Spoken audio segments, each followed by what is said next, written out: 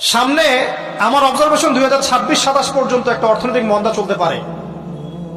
বলবে কিছু কিছু লোক যে ভবিষ্যৎবাণী করতেছে, আবার এটা ভবিষ্যৎবাণী নয়।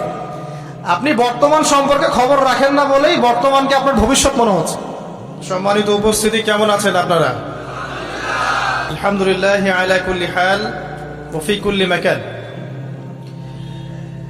যদিও বা বর্তমান প্রেক্ষাপটে একজন মুসলিম ভালো থাকতে পারে না। বর্তমান প্রেক্ষাপট এতই খারাপ, কিয়ামতের আলামতগুলো এমন ভাবে প্রকাশ হয়েছে এখন যে একজন ইমানদার মুসলিমের পক্ষে নিশ্চিন্তে থাকা আর ভালো থাকাটা খুব কষ্টকর।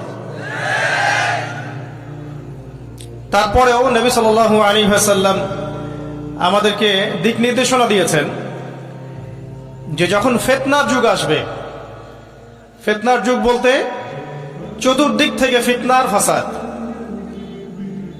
ফিতনা ফাসাদ কেমন? মানে আল্লাহ রাব্বুল আলামিন কোরআনে একটা বিষয় বলছেন, সমাজ তার উল্টা চলছে, এগুলো ফিতনা। নবী সাল্লাল্লাহু আলাইহি ওয়াসাল্লাম হাদিসে একটা বিষয় বলেছেন, সমাজ তার উল্টা চলছে, এর নাম ফিতনা। পরিবারে ফিতনা, ধর্মের মধ্যে ফিতনা, সমাজে ফিতনা, অর্থনীতিতে ফিতনা, এখন সংস্কৃতির মধ্যেও ফিতনা।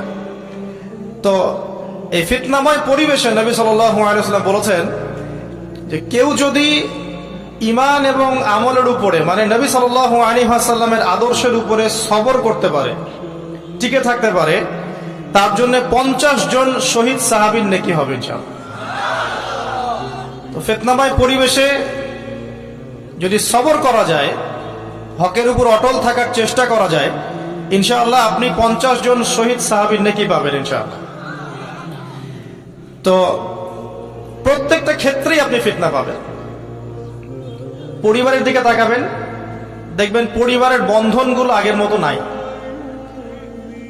প্রচুর ডিভোর্স হচ্ছে, স্বামী স্ত্রীর বিচ্ছেদ প্রচুর বেড়ে গেছে। তারপরে সন্তান সন্ততি আমাদের পরিবারে যারা আছে, দেখবেন এরা বেশিরভাগই দুনিয়াদার হয়ে গেছে, দিনের খুব একটা ফিকির নাই। বেশিরভাগ পরিবারের সদস্য দেখবেন নামাজ কালামের এখন ধার ধারছে না। ম্যাক্সিমাম পরিবার থেকে আস্তে আস্তে পর্দাটা কিন্তু শিথিল হয়ে যাচ্ছে।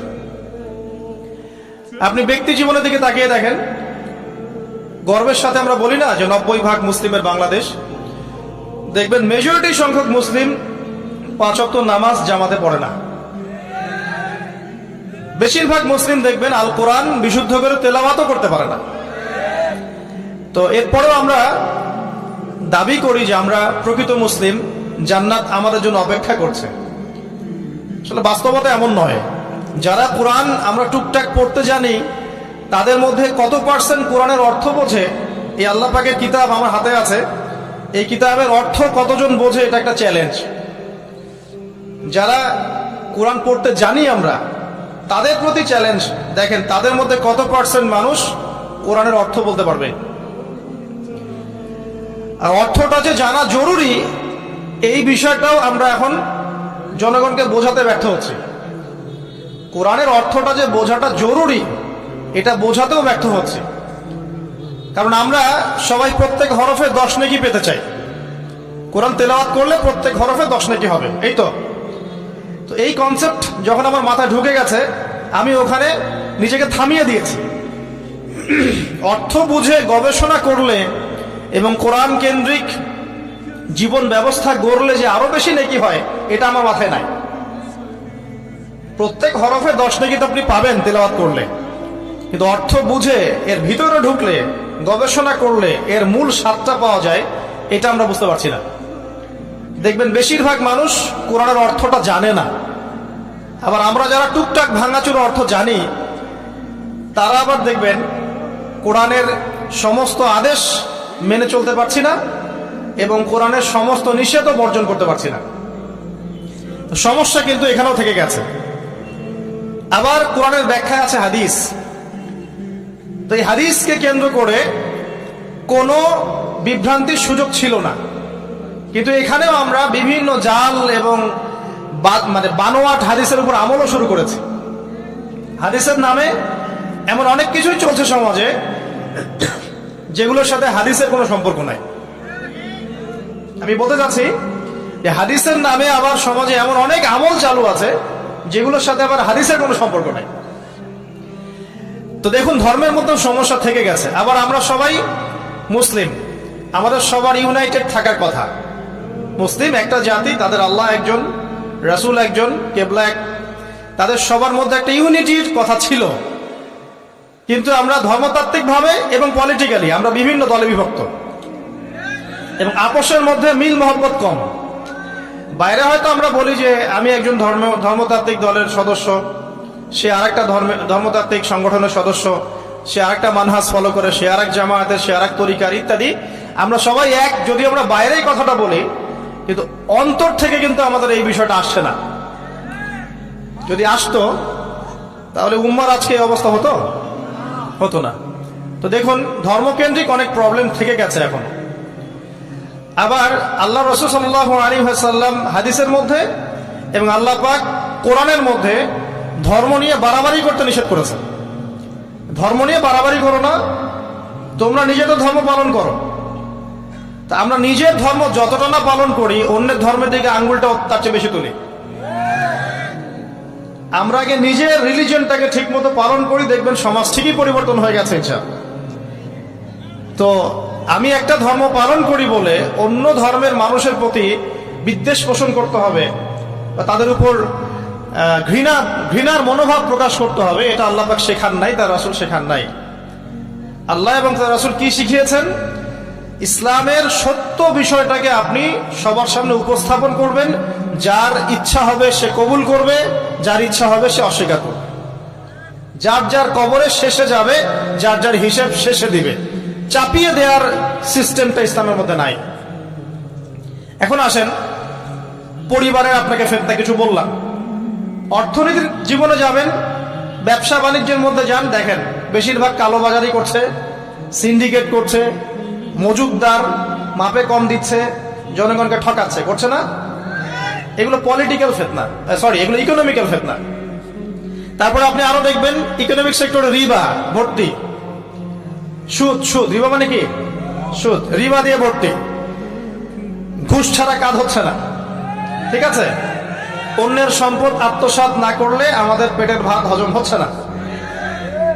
তো এই যে দুর্নীতি বলেন, ঘুষ বলেন, রিবা বা সুদ বলেন, হ্যাঁ, তারপরে কালো বাজারি বলেন, কালো টাকা সাদা করার টেন্ডেন্সি বলেন, পাচার বলেন, সবগুলো অর্থনৈতিক ফিতনা। এগুলো হচ্ছে কি? অর্থনৈতিক ফিতনা। আর বিশ্বের ফিতনা তো পরে, ওটা তো বলার অপেক্ষা রাখে না। মানে বিশ্বের সবচেয়ে বড় ফিতনা ছিল দ্বিতীয় বিশ্বযুদ্ধ। তার আগে একটা হয়েছে প্রথম বিশ্বযুদ্ধ, যেখানে প্রায় কয়েক কোটি মানুষ মারা গেছে, আর সেকেন্ড ওয়ার্ল্ড ওয়ারে আরো বেশি মানুষ মারা গেছে। তো এখন বিশ্বকে ঠেলে দেওয়া হচ্ছে একটা থার্ড ওয়ার্ল্ড ওয়ারের দিকে। মানে যে কোনো সময় একটা তৃতীয় বিশ্বযুদ্ধের আশঙ্কা করছেন এখনকার যারা মিলিটারি অ্যাফেয়ার্স নিয়ে পড়াশোনা করেন, ওয়ার্ল্ড অ্যাফেয়ার্স নিয়ে পড়াশোনা করেন, তারা এগুলো বলতে পারবেন ভালো। বিশ্বকে একটা খাদ্য মন্দার দিকে ঠেলে দেওয়া হচ্ছে, বিশ্বকে একটা দুর্ভিক্ষের দিকে ঠেলে দেওয়া হচ্ছে। এবং মহামারীর মধ্য দিয়ে অলরেডি কিন্তু আমাদের বিভিন্ন দেশের ইকোনমিক অবস্থা ভালো না, তার উপরে খাদ্য সংকট, তার উপরে যে বৈশ্বিক যুদ্ধগুলো, আমদানি রপ্তানি বন্ধ হয়ে যাচ্ছে, তেল গ্যাসের দাম বেড়ে যাচ্ছে, জনগণ হাহাকার করছে। এই পলিটিক্যাল গ্লোবাল অ্যাফেয়ার্স এর ফিতনা এগুলা। তা আপনাকে এই জন্যই প্রথমে আমি একটা কথা বললাম যে ফিতনাময় একটা পরিবেশে একজন মুমিন যার অন্তর্দৃষ্টি আছে, যে কোরআন এবং সুন্নাহ দিয়ে এই বিশ্বের এই রহস্যগুলো উদ্ঘাটন করতে পারে, সে ভালো থাকতে পারে না। তার মনটা সবসময় কিন্তু মানে ব্যাকুল থাকবে যে কিভাবে এইসব সমস্যা থেকে নিজে উত্তরণের পথ খুঁজতে পারি, আর আমার পরিবারকে বাঁচাতে পারি, আর আমার জনগণকে বাঁচাতে পারি।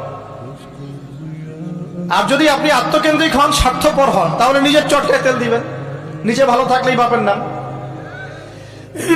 তো দেখুন, এই জামানার কথাই নবীজি বলছেন সাল্লাল্লাহু আলাইহি ওয়াসাল্লাম, তোমাদের সামনে এমন একটা যুগ আসছে, নবীজি বলছেন জামানা সাবরিন, কঠিন জামানা, যে জামানায় ঈমান নিয়ে চলাটা হবে হাতের মধ্যে আগুন নিয়ে চলার মতো। নবীজি বলছেন ওই সময়ে সাহাবী জিজ্ঞাসা করছেন, ইয়া রাসূলুল্লাহ, আমি ওই সময় কি করব? ওই সময় আমি কি করব? আমাকে কি পরামর্শ দিচ্ছেন? নবী সাল্লাল্লাহু আলাইহি ওয়াসাল্লাম বলছেন, হে আমর ইবনে আস, তুমি ওই সময় বাড়িতে অবস্থান করো, বাসায় থাকো, বিনা প্রয়োজনে বাড়ির বাইরে এসো না। ওই সময় তুমি নিজের পাপের জন্য আল্লাহর কাছে ক্রন্দন করতে থাকো, বিনা প্রয়োজনে বাড়ির থেকে বের হয়েও না। আর মানুষের সাথে এত বেশি মেলামেশা করো না, নিজে তোমার আমল তোমার গুনাহ নিয়ে ব্যস্ত থাকো, তোমার পাপের জন্য আল্লাহর কাছে কান্নাকাটি করো, ইনশাল্লাহ তুমি নাজাত পেয়ে যাবে। এটা একটা অপশন, ফিতনাময় পরিবেশে আপনি কিভাবে বাঁচবেন এটা একটা অপশন। আর একটা হাদিসে গিয়ে নবী সাল্লাল্লাহু আলাইহি ওয়াসাল্লাম বলছেন যে যখন এমন ফিতনাময় পরিবেশ আসবে তখন যদি তোমরা এই আমর বিল মারুফ নাহি আনিল মুনকার, সৎ কাজের আদেশ অসৎ কাজের নিষেধ, আমার সুন্নতের উপর অটল থাকতে পারো, তাহলে তোমরা 50 জন শহীদের নেকি পাবে। সাহাবায়ে কেরাম বলছেন, ইয়া রাসূলুল্লাহ আমিনহুম আও মিন্না, তাদের মধ্যে 50 জন নাকি আমাদের মধ্যে 50 জন শহীদ? নবী করিম সাল্লাল্লাহু আলাইহি ওয়াসাল্লাম বলছেন, বাল মিনকুম, বরং তোমাদের মধ্যে 50 জন শহীদ। এটা অপশন নাম্বার 2। এক কি বললাম, আপনি নিজেকে নিয়ে ব্যস্ত থাকেন, বাসায় থাকেন, বিনা প্রয়োজনে বাড়ি থেকে বের হবেন না, মানুষের সাথে কম মেলামেশা করেন এবং নিজের পাপের জন্য আল্লাহর কাছে কান্নাকাটি করেন, নিজের আমল নামা নিয়ে ব্যস্ত থাকেন, ইনশাআল্লাহ নাজাত পাবেন। 2 নাম্বার, যদি আপনার কাছে আরো বেশি যোগ্যতা থাকে এবং আপনি আরো বেশি সাহসী হন এবং আপনি উম্মার দেশের জনগণের কল্যাণ কামনা করেন, তাহলে অন্যদেরকেও এই ফিতনাময় পরিবেশে টিকে থাকার ফর্মুলা বলে দেন। এখানে সবর করেন, আমর বিল মারুফ নাহি আনিল মুনকারের কাজ করেন, আল্লাহ পাক আপনাকে ইনশাআল্লাহ 50 জন শহীদ সাহাবী নেকি দিবেন। আরো অপশন আছে। কি অপশন? ওই যে আসহাবুল কাহফ কি করেছিল, একটা ফিতনাময় পরিবেশ থেকে নিজেরা আস্তে করে সরে গিয়েছে। যখন আপনি পরিবেশকে পরিবর্তন করতে আর পারছেন না, দাওয়াত দিয়েও কোনো কাজ হচ্ছে না, মানুষ কথাও শুনছে না, জুলুম নির্যাতন বাড়তেই আছে, টিকে থাকা মুশকিল, তখন তাদের হিসেবের দায়িত্ব আল্লাহর উপর ছেড়ে দেন, আপনি ওখান থেকে ডিসকানেক্টেড হয়ে যান। এটা একটা অপশন। এই অপশন বেছে নিয়েছিল ইব্রাহিম আলাইহিস সালাম, তার বাবাকে বুঝিয়েছেন, কাজ হয়নি, চলে গেছেন। এই অপশন বেছে নিয়েছিল আসহাবুল কাহফ, সবাইকে বোঝাচ্ছে কাজ হচ্ছে না, তার রাস্তায় করে চলে গিয়ে গুহার মধ্যে রাত কাটানো শুরু করেছে।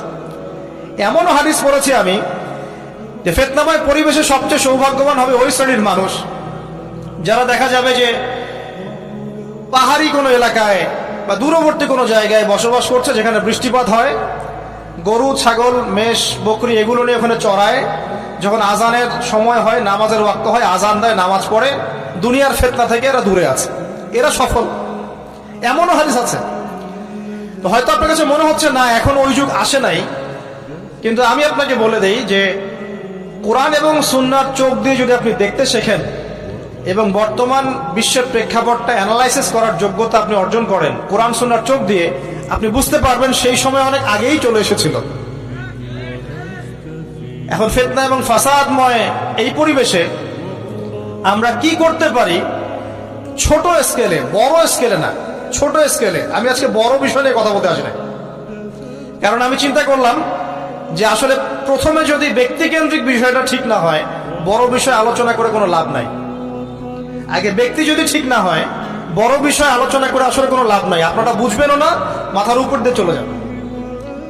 এখন গ্লোবাল অ্যাফেয়ার্স নিয়ে কথা বলে খুব একটা ফায়দা নাই আপনাদের। এখন ইকোনমিক পুরো এই সুদভিত্তিক সিস্টেম আপনি চেঞ্জ করতে পারবেন না, এবং পুরো যে তাগুতি ব্যবস্থা আপনি চেঞ্জ করতে পারবেন না। আপনি কি করতে পারবেন? আপনি নিজেকে পরিবর্তন করতে পারবেন, আপনার পরিবারকে পরিবর্তন করতে পারবেন। এতটুকু আপনার পক্ষে এখন পর্যন্ত সহজ, ঠিক না? ঠিক কথা। এটা আপনি এখন করতে পারবেন। তো এটার ফর্মুলা কি? ফর্মুলা ঘাটতে গিয়ে আল্লাহ পাক আমার মাথার মধ্যে একটা হাদিস নিয়ে এসে দিলেন। কারণ আমি বিশ্বাস করি যে আপনারা বলছেন মাওলানা আল্লামা, আমি আসলে এমন কিছু নই, এই কথাগুলো আসলে আমার সাথে যায় না। আমি নিতান্তই একজন ছোট মানুষ এবং তালেবে ইলম, জ্ঞানের পথের পথযাত্রী। আর আমি তালেবে ইলম হয়ে থাকতে চাই, আমি মুফতি হই, আমি মুহাদ্দিস মুফাসসির বা এই যে শব্দগুলো আপনারা বলছেন, এমন কিছুই নয়। আসলে কি আমাদের মাঠে আমি জান্নাতে যেতে পারবো কিনা আমি নিজেই জানি না। যখন কোনো মানুষ নিজেকে অনেক বড় মনে করা শুরু করবে, বুঝে নিবেন সেই ইবলিসের আনুগত্য করা শুরু করেছে আর কি। কারণ ইবলিস বলেছিল আবা ওয়াস্তাকবারা, আমি খলাকতানি মিন নার ওয়া খলাকতাহু মিন তিন, আমাকে সৃষ্টি করেছেন আগুন দিয়ে, আদমকে সৃষ্টি করেছেন মাটি দিয়ে, আমি কেন আদমকে সিজদা করতে যাব? তো এটা ইবলিসের চরিত্র, আবা ওয়াস্তাকবার, সে উদ্ধত হয় এবং অহংকার প্রদর্শন করে। তো আমি মনে করি যে আমি কিছু বলি না, আল্লাহ রাব্বুল আলামিন আমাকে বলার তৌফিক দেন মাত্র, আলহামদুলিল্লাহ। তা আমার মাথায় একটা হাদিস আসছে, সকাল থেকে ঘুরছে। সেটা হচ্ছে, দেখুন, বারা ইবনে আযিব রাদিয়াল্লাহু আনহু থেকে বর্ণিত হাদিসটা আসছে এবং হাদিসটা বিশুদ্ধ।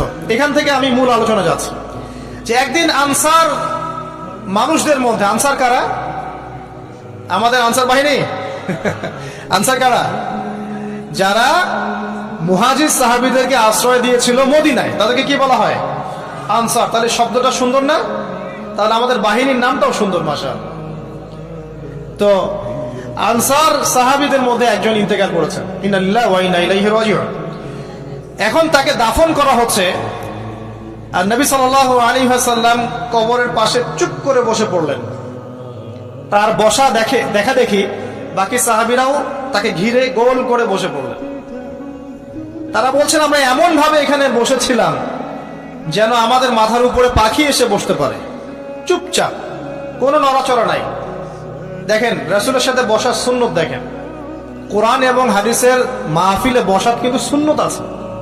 এখানে বসে দুনিয়াবি এত গল্পগুজব করা যাবে না, এই মোবাইল টোবাইল হাবিজাবি নিয়ে এত ব্যস্ত থাকা যাবে না, দিলের কান দিয়ে শুনতে হবে, ঠিক আছে? আদব আছে, না হলে কথা আপনার উপর তাসির করবে না। তারা এমন ভাবে বসেছিলেন যেন মাথার উপরে পাখি বসতে পারে, সুবহানাল্লাহ। এবার নবী করিম সাল্লাল্লাহু আলাইহি ওয়াসাল্লাম বলছেন যে যখন মাইয়েতকে কবরে শোয়ানো হয় তখন সে তাকে দাফন করে যাওয়া ব্যক্তিদের হাঁটার খসখস আওয়াজ শুনতে পায়। এরপরে তাকে যখন শুইয়ে দেওয়া হয়, সে যদি মুমিন ব্যক্তি হয় তাহলে তার মাথার দিকে তার সালাত এসে দাঁড়িয়ে যায়। দুনিয়াতে আপনি যে নামাজগুলো পড়েছেন, আমি যে নামাজগুলো পড়ছি, এগুলো মাথার দিকে দাঁড়িয়ে যায়। ডান দিকে চলে আসে তার সওম, সওম মানে কি? রোজা।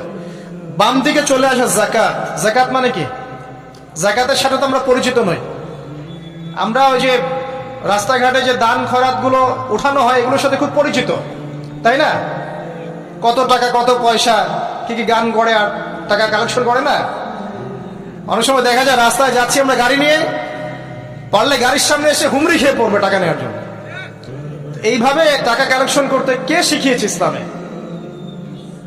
আর আমরা অনেক সময় ছোট ছোট বাচ্চাদেরকে দিয়ে, মাদ্রাসার ছোট ছোট বাচ্চাদেরকে দিয়ে টাকা কালেকশন করাই। এটা ঠিক না। কেন ঠিক না জানেন? ছোটবেলা থেকেই ওর ব্যক্তিত্ব নষ্ট হচ্ছে। এই হাতটা উত্তম না এই হাতটা উত্তম? উপরের হাত উত্তম, নিচের হাত উত্তম? তো ছোটবেলা থেকে সে নিচের হাতে অভ্যস্ত হচ্ছে। দেখেন, এত টাকা পয়সা কালেকশন করে আমাকে আরেকটা স্বতন্ত্র মসজিদ করতেই হবে জরুরি? খুবই জরুরি ছিল। মানুষের কাছে হাত চেয়ে, হাত পেতে রাস্তাঘাটে এরকম করে গাড়ি থামিয়ে, তারপরে কি বলবো, সুর করে গান গেয়ে এত টাকা পয়সা কালেকশন করতেই হবে? মসজিদটা আমাকে টাইলস ফিটিং করতেই হবে, এসি মসজিদ করতেই হবে? আমরা এমনও মসজিদ রংপুরে দেখেছি 10 বছরেও টাকা কালেকশন শেষ হয়নি। 10 বছর ধরে কালেকশন হচ্ছে। আমি ছোটবেলা থেকে দেখছি কালেকশন হচ্ছে। কি বুঝলেন? তো এগুলো আমাদের ব্যক্তিত্ব নষ্ট করে। মুসলিমরা উপরের হাতের মালিক। সারা বিশ্ব আমরা একসময় চালিয়েছি। এই পশ্চিমা সভ্যতা আমাদেরকে কি শিখায়? সারা বিশ্ব আমরা চালিয়েছি। এই আপনার উমাইয়া খেলাফতের সময়ও কর্ডোভায় আব্দুর রহমানের যে শাসন ছিল, কর্ডোভায়, স্পেন, পর্তুগাল, এই পুরো জায়গাগুলো পশ্চিমা বিশ্বের, এগুলো মুসলিমরা শাসন করেছে প্রায় 500-600 বছর। ইতিহাস তো আমরা জানিও না, পড়িও না, ভুলে গেছে। ইতিহাস পড়তে হয়। হিস্ট্রি ঘাটলে দেখবেন রাসূল সাল্লাল্লাহু আলাইহি ওয়াসাল্লামের 23 বছরের নববী যুগ, স্বর্ণযুগ, তারপর আবু বকর সিদ্দিকের খেলাফত, তারপর উমর ইবনুল খাত্তাবের খেলাফত। আবু বকর সিদ্দিকের 2 বছর বা 2.5 বছর, উমর রাদিয়াল্লাহু আনহুর প্রায় 10 বছর, তারপর উসমান রাদিয়াল্লাহু আনহুর 12 বছর, আলী রাদিয়াল্লাহু আনহুর প্রায় 2-2.5 বছর, তারপরে হাসান রাদিয়াল্লাহু আনহু 6 মাস। এরপরে উমাইয়া খেলাফত শুরু হলো মুয়াবিয়া রাদিয়াল্লাহু আনহু হাতে, প্রায় 20 বছর। উমাইয়ারা শাসন করেছে প্রায় 90 থেকে 100 বছর। তারপর জাব নদীর যুদ্ধে উমাইয়া আব্বাসী ওরা একে অপরের সাথে যুদ্ধ করেছে, করে উমাইয়ারা পরাজিত হয়ে আব্বাসীয়রা ক্ষমতায় গিয়েছে। ক্ষমতায় গিয়ে তারা প্রায় শাসন করেছে প্রায় 550 বছর। এদিকে উমাইয়াদের মধ্যে যারা পরাজিত হয়েছে ওরা চলে গিয়ে কর্ডোভা, আন্দালুসিয়া ওইদিকে খেলাফত কায়েম করেছে। তারপরে আবার এদিকে ফাতেমি খেলাফত ছিল, উসমানীয় খেলাফত ছিল, তারপরে মিশরের তুলুনি একটা রাজবংশ ছিল, আমাদের সাবকন্টিনেন্টে মোগলরা ছিল, সারা বিশ্বে আমরাই ছিলাম। ইতিহাস তো ভুলে গেছে। তা আমরা সবসময় উপরের হাত ছিলাম, উপরের হাত আমরা দিতাম, মানুষ নিত। আর এখন কি হয়েছে? আমরা এখানে আমরা চাই, মানুষ দেয়। আর ওরা কি এমনি দেয়? ওরা চড়া সুদ দিবে না? ওয়ার্ল্ড ব্যাংকে যান লোন নিতে, চড়া সুদ। মানে এই সুদ শোধ করতে গিয়ে বিভিন্ন দেশ শ্রীলঙ্কা হয়ে যাচ্ছে। সুদ তো শোধ করতে হবে, এমনি তো আপনাকে আর এগুলো দিবে না। তো এই সুদটা শোধ করতে গিয়ে আমাদের জিনিসপত্রের দাম বেড়ে যাবে, তারপরে দেখবেন জনগণের উপর কর বেড়ে যাবে, অনেক প্রবলেম। আর এই প্রবলেমগুলো ফেস করতে হবে কি কারণে? রিবা বা সুদের কারণে। তো এই যে বলছি, দেখেন ছোটবেলা থেকেই যে আমরা নিচের হাতে অভ্যস্ত হচ্ছি, এটা ত্যাগ করতে হবে। ব্যক্তিত্বের পরিচয় দেন। এত টাকা পয়সা চেয়ে প্রতিষ্ঠান করার দরকার নাই। আমার জমি আছে 1 বিঘা, আমি প্রতিষ্ঠান করবো ইনশাআল্লাহ। আপনার 2 বিঘা আপনি করেন, যার সামর্থ্য আছে সে করবে, সামর্থ্য নেই করার দরকার নেই। আর একটা মসজিদ যদি কবুল হয়, একটা মসজিদ একটা জেলার জন্য যথেষ্ট। একটা মসজিদ নববী থেকে নবী সাল্লাল্লাহু আলাইহি ওয়াসাল্লাম সারা দুনিয়া শাসন করেছে। আর আমাদের দাম কোটি কোটি মসজিদ, কোটি কোটি মসজিদ বাংলাদেশে। এই যুগের কথাও নবীজি বলেছেন, যে যুগে মসজিদগুলো চাকচিক্যময় হবে, মসজিদগুলো কি হবে? চাকচিক্যময় হবে, হেদায়েত উঠে যাবে, এবং মসজিদের মধ্যে শোরগোল হট্টগোল বেড়ে যাবে। দেখেন না মসজিদে হট্টগোল বেড়ে গেছে না? এটা সেই যুগ। তো যেটা বলছিলাম প্রিয় ভাইরা, যে নিচের হাতে অভ্যস্ত না, উপরের হাতে অভ্যস্ত হতে হবে। এই কারণে এই যে একটা হাদিসের কথা শুরু করলাম, যে আনসার সাহাবী কারা ছিল? যারা মুহাজির সাহাবীদেরকে আশ্রয় দিয়েছে। এখন এই সাহাবীদের মধ্যে একজন ইন্তেকাল করেছে, তার লাশ যখন রাখা হচ্ছে তখন নবীজি বলছেন, মাথার দিকে মাইয়েতের আসে কি? সলাত। সলাত মানে কি? নামাজ। 5 ওয়াক্ত নামাজ আজকে থেকে ছাড়বেন? ওয়াদা করেন আজকে থেকে 5 ওয়াক্ত নামাজ ছাড়বো না ইনশাআল্লাহ। একটা হাদিস খালি বলি, মান তারাকা সালাতান মুতাআম্মিদান ফাকাদ কাফারা, মান তারাকা সালাতান মুতাআম্মিদান ফাকাদ কাফারা। আবার শুনেন, قال رسول الله صلى الله عليه وسلم من ترك صلاة متعمدا فقد كفر। আর মুয়াজ বিন জাবাল রাদিয়াল্লাহু আনহু কে নবীজি বলেছেন, মান তারাকা সালাতা মুতাআম্মিদান ফাকাদ বারিয়াত মিন জিম্মাতিল্লাহ। যে ব্যক্তি নিজের উপর ফরজ নামাজ ছেড়ে দিল, সে কুফরি করলো, সে কুফরি করলো, সে কুফরি করলো। মুয়াজ বিন জাবালকে নবী সাল্লাল্লাহু আলাইহি ওয়াসাল্লাম বলছেন, যে ব্যক্তি ফরজ নামাজ ইচ্ছা করে ছেড়ে দিল, সে ব্যক্তি আল্লাহর জিম্মা থেকে মুক্ত হয়ে গেল। নামাজ ছাড়বেন প্রিয় ভাই, জামাতের সাথে ইনশাআল্লাহ। আল্লাহ আমাকে তৌফিক দেখ, আপনাদের সবাইকে তৌফিক দান করুন, আমিন। জামাত যদি না পান, একা পড়ে নেবেন, ঠিক আছে? যদি ঘুমিয়ে থাকেন, ঘুম থেকে উঠে পড়বেন। ভুলে গেছেন, যখন মনে হবে তখন পড়বেন। ওযু করার পানি নাই, কি করবেন? তায়াম্মুম করবেন। তায়াম্মুমেরও কিছু নাই, আপনার কোনো কাপড়ই নাই, সতর ঢাকার কোনো কাপড়ই নাই, কি করবেন? বসে বসে নামাজ, ওই অবস্থাতেই। এটা কোনো মাফ নাই। মানে আপনার ওযু করার কোনো পানি নাই, তায়াম্মুমের কিছুই নাই, কাপড়ও নাই সতরে, তখনও নগ্ন হয়ে বসেই নামাজ পড়তে হবে, মাফ নাই। যখন শোয়ানো হবে, মাথা থেকে কি থাকবে? সালাত। তাহলে আমরা যারা ফরজ সালাত এখন আদায় করছি না, আজকে তওবা করেন, বলেন আস্তাগফিরুল্লাহ আল্লাযী লা ইলাহা ইল্লা হুয়াল হাইয়ুল কাইয়ুম ওয়া আতুবু ইলাইহি।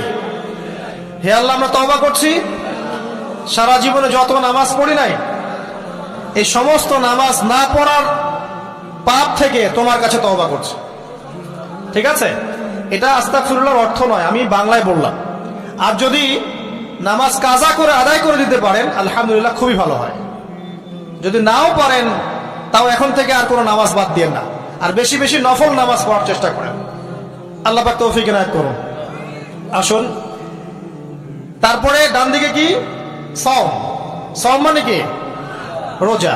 রমজান মাসে রোজা রাখি সবাই তো, মাশাআল্লাহ, আলহামদুলিল্লাহ। রমজান মাসে সওম রাখার পাশাপাশি বেশি বেশি নফল সওম রাখার ব্যাপারে অভ্যস্ত হওয়ার চেষ্টা করতে হবে। সবচেয়ে সেরা সওমগুলো হচ্ছে মাসের 3 দিন, আইয়ামে বীজের সওম, চাঁদের 13, 14 এবং 15 তারিখ।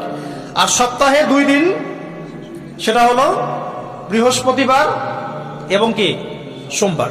আল্লাহ পাক তৌফিক দান করুন, আমিন। এছাড়া আরাফার সওম আছে, আশুরার সওম আছে, ঠিক আছে, জিলহজ মাসের প্রথম 10 দিন রাখতে পারেন, ইত্যাদি। এবার বাম দিকে কি? যাকাত। যেটা বলছিলাম, যাকাতের সাথে আমরা খুব একটা পরিচিত নই, অথচ যাকাত একটা ফরজ ইবাদত। কেউ যদি নামাজ এবং যাকাতের মধ্যে পার্থক্য করে, সে ব্যক্তি কাফের হয়ে যাবে। কেউ যদি মনে করে নামাজ আমি মানি, যাকাত আমি মানি না, তাহলে কাফের হয়ে যাবে।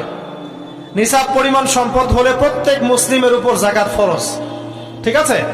এবং এই যাকাতই হচ্ছে আপনার ইসলামিক অর্থনীতির মূল ভিত্তি। যাকাত ইসলামিক অর্থনীতির মূল ভিত্তি। কিভাবে জানেন? ব্যবসা এবং যাকাত এটা কি করে? এটা একটা মার্কেটের মধ্যে সম্পদ ঘুরতে থাকে। আমি বুঝাচ্ছি আপনাকে। মনে করেন আপনি ব্যবসা করছেন এবং যাকাত দিচ্ছেন। যাকাত কারা দিবে? যারা যাকাতের নিসাব পরিমাণ সম্পত্তি রাখে, মানে কিছুটা ধনী তারা। তো তারা ব্যবসা করছে, মাশাআল্লাহ। ব্যবসা যখন করে, ব্যবসায় কি থাকে? লাভ থাকে, লস থাকে, লাভ থাকে, লস থাকে। লাভও হতে পারে আপনার, লসও হতে পারে। আর সুদে কি? শুধু লাভ, লস আছে, লস নাই। পার্থক্য বোঝেন। এখন ব্যবসা যখন আপনি করবেন, এই টাকা বা মূল যে ক্যাপিটাল যেটা বলে অর্থনীতির ভাষায়, এটা মার্কেটের মধ্যে সার্কুলেট করতে থাকবে। আজকে আপনি ধনী, লাভ করেছেন, কালকে লস করবেন, এই ধন আরেকজনের হাতে চলে যাবে। সে আবার ব্যবসা করছে, সে লাভ করলে সম্পদ তার হাতে থাকলো, লস করলে আরেকজনের হাতে। মানে এই মানিটার ক্যাপিটাল যেটা, এটা মার্কেটের মধ্যে ঘুরতে থাকে, ঘুরতে থাকে। আজকে কেউ ধনী, কালকে কেউ ধনী, আজকে কেউ ফকির, কালকে কেউ ধনী, এভাবে। এখানে আল্লাহ পাক যাকে ইচ্ছা হয় ধন দেন, যাকে ইচ্ছা হয় দরিদ্র করেন। এটা আল্লাহ পাক নিয়ন্ত্রণ করেন। আবার এর মধ্যে যারা ধনী হবে তারা আবার যাকাত দিবে। কাকে যাকাত দিবে? যে গরিব তাকে। এই কারণে অর্থনৈতিক সাম্য থাকবে এবং টাকা ক্যাপিটাল মার্কেটে সার্কুলেট করতে থাকবে। এটা হচ্ছে ইসলামিক ইকোনমিক্স। বুঝাতে পারছি না মনে হয়? আর রিবাই কি হবে? রিবাই কোনো লসের চান্স নাই। মানে এখানে ধনী আরো ধনী হতে থাকবে, গরিব আরো গরিব হতে থাকবে, প্লাস যাকাতও দিবে না। তখন সমাজের একটা অংশ অনেক ধনী হবে, আর একটা অংশ একদম মাটিতে পড়ে যাবে, কোনো ব্যালেন্স হবে না।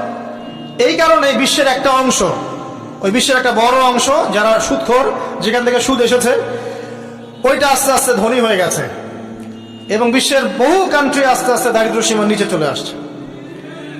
এটা শুধু ব্যক্তির ক্ষেত্রেই নয়, এটা সমাজের ক্ষেত্রেই নয়, পুরো বিশ্বেটা হচ্ছে। তো এই হলো রিবা এবং ব্যবসা ভিত্তিক, যাকাত ভিত্তিক ইকোনমিক সিস্টেমের পার্থক্য, বেসিক ডিফারেন্স।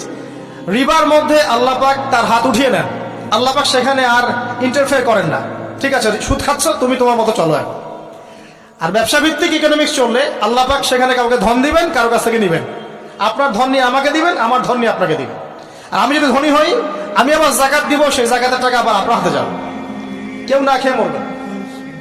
তো সামনে এই যে বলা হচ্ছে 2023 সাল, শুধু 23 সাল না, আমার অবজারভেশন 2026-27 পর্যন্ত একটা অর্থনৈতিক মন্দা চলতে পারে। বলবে কিছু কিছু লোক যে ভবিষ্যৎবাণী করতে যাবে, এটা ভবিষ্যৎবাণী নয়। আপনি বর্তমান সম্পর্কে খবর রাখেন না বলেই বর্তমানকে আপনার ভবিষ্যৎ মনে হচ্ছে। আমাদের অনারেবল মিনিস্টার যারা আছেন ওদেরকে জিজ্ঞাসা করেন, তাদেরকে জিজ্ঞাসা করেন, তারাও বলছেন যে 2023 সাল থেকে 26 সাল খাদ্য মন্দার মধ্যে যাবে। দেখেন নাই? তারা এই কথা বলছেন কারণ তারা বুঝতে পারছেন ওয়ার্ল্ডের অবস্থা ভালো না। এখানে একটা সলিউশন বলছে, ইচ্ছা হলে আপনি গ্রহণ করতে পারেন, ইচ্ছা হলে নাও করতে পারেন। আমার তো চাপিয়ে দেওয়ার কোনো ক্ষমতা নাই। ফাযাক্কির ইন্নামা আনতা মুযাক্কির, আপনি শুধু উপদেশদাতা। লাস্তা আলাইহিম বিমুসাইতির, আপনি কারো প্রতি দারোগা নন। কি উপদেশ? এই যে যাকাত, যেটা যাকাত, আমাদের যাকাত যেটা আসে, এটাকে একটু বড় পরিসরে কালেক্ট করার চেষ্টা করতে হবে।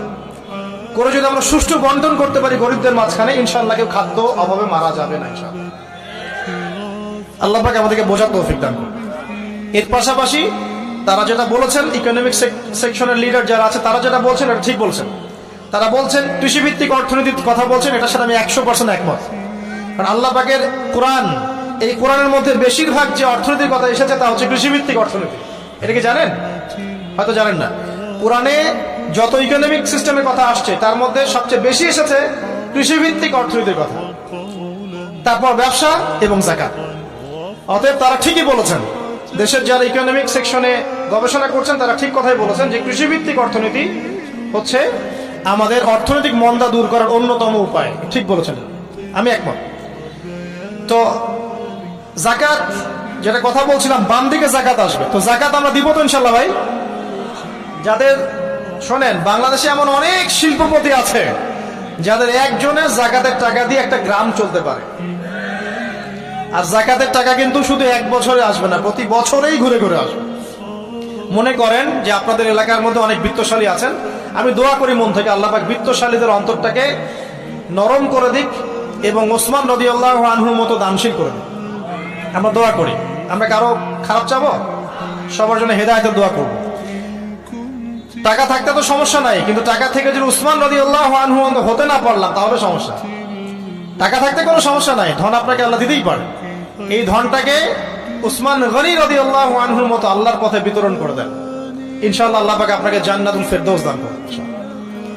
তো অনুরোধ থাকবে, দেখেন আপনারা যদি একটা এলাকার যাকাত কালেক্ট করতে পারেন, মনে করেন কথার কথা এখানে কিছু মেয়ে আছে যারা খারাপ পথে পা বাড়িয়েছে, আমার কথা বুঝতে পারছেন? আচ্ছা, এরকম পল্লী অনেক জায়গায় আছে না? এক বছরের যাকাতের টাকা দিয়ে সমস্ত পল্লীর মেয়েদেরকে কাজ দেওয়া সম্ভব, কর্মে আনা সম্ভব। ওদেরকে কাজের ব্যবস্থা করে দেন, ওরা কখনোই ওয়ার্কারের কাজ করবে না ইনশাআল্লাহ। কোনো মেয়ে এই কাজ করতে চায় না, আমার মতে কোনো মেয়ে চায় না যে ইজ্জত বিক্রি করে খাবো। কোনো মেয়ে চাবে? কখনো চাবে না। ওকে আপনি ভালো কাজের ব্যবস্থা করে দেন এই যাকাতের টাকা দিয়ে, দেখবেন ইনশাআল্লাহ সে ওই খারাপ পথ ছেড়ে দিয়েছে। অনেক দেখবেন দরিদ্র মানুষ আছে যে পড়াশোনা করার কোনো সুযোগ নাই, টাকা পয়সা নাই, পড়াশোনা করতে চায় কিন্তু টাকা পয়সা নাই, দিনের জ্ঞান অর্জন করতে চায়, দেশকে কিছু দিতে চায়, টাকা নাই। তাকে আমরা হেল্প করতে পারি না? পারি। অনেক মানুষ আছে মাদক দ্রব্য বিক্রি করছে, তাকে বুঝান, দিনের হেদায়েত দেন যে ভাই আমি তোমাকে আরো ভালো চাকরি দিব, ভালো ব্যবসা দিব, তুমি ছাড়বা কিনা? বলবো আমি ছেড়ে দেবো ইনশাআল্লাহ। বুঝালে ছেড়ে দেবে ইনশাআল্লাহ। এই যে মেগা প্রজেক্ট যেটা কথা বলি আমরা, আত্ম উন্নয়নমূলক বলেন, যুব উন্নয়নমূলক বলেন, বা কান্ট্রি ডেভেলপমেন্টের কথা বলেন, এখানে যাকাত একটা বড় শক্তি হতে পারে।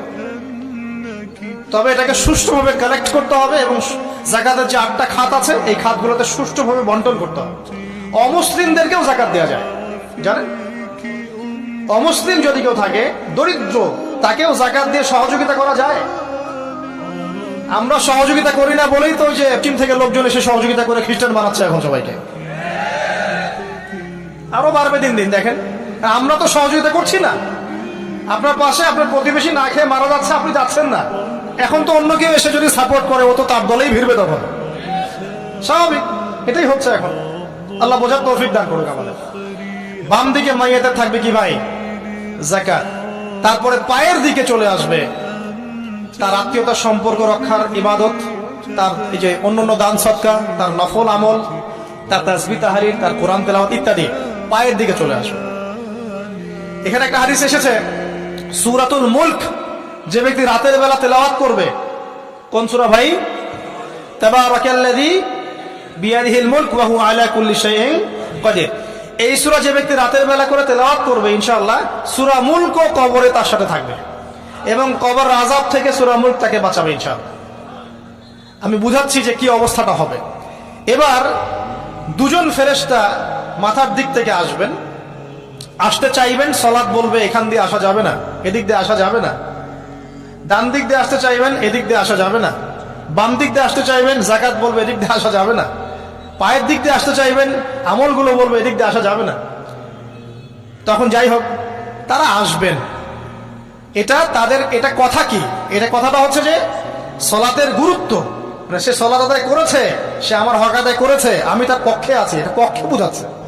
রোজা বলবে আমি ওর পক্ষে আছি, তাকে আপনি কোনো শাস্তি দিবেন না, আমি তার পক্ষে আছি। আপনারা দুজন তাকে শাস্তি দিবেন না, আমি যাকাত তার পক্ষে আছি, এটা পক্ষে থাকার কথা। তারপরেও তারা আসবেন, চোখগুলো হবে নীল এবং কালো বর্ণ, নীলাপ চোখের, কালো। মুনকার নাকি? উঠে বসিয়ে দেওয়া হবে। এবার 3টা প্রশ্ন। প্রথমে প্রশ্ন হচ্ছে কি? মান রব্বুক, তোমার রবকে। তখন মুমিন বান্দা বুক ফুলিয়ে বলবে রব্বি আল্লাহ, আমার রবকে আল্লাহ।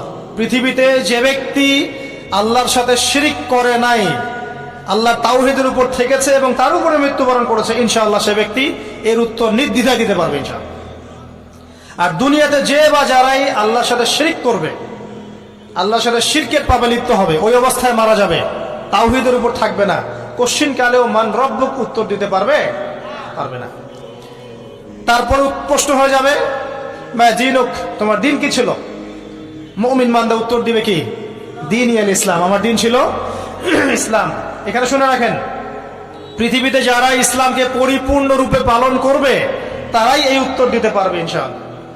যারা ইসলামকে ঠাট্টা বিদ্রুপের হাসি তামাশার পাত্র বানিয়েছে, মন চাইলে কিছু করি, মন চাইলে কিছু করি না, সহজগুলো একটু আমল করি, বাকি কিছুর আমল ধারি না, হ্যাঁ, নামাজ পড়ি, সুদ ছাড়তে পারি না, ঠিক আছে, বছর বছর উমরা করি, এদিকে ঘুষ দুর্নীতি ছাড়তে পারি না, ইসলামকে ঠাট্টা তামাশার পাত্র বানিয়েছে, এরা কোশ্চিন কালে উত্তর দিতে পারবে না মা দীনুক, দিনে পরিপূর্ণরূপে ইসলামে প্রবেশ করতে বলেছেন আল্লাহ রাব্বুল আলামিন।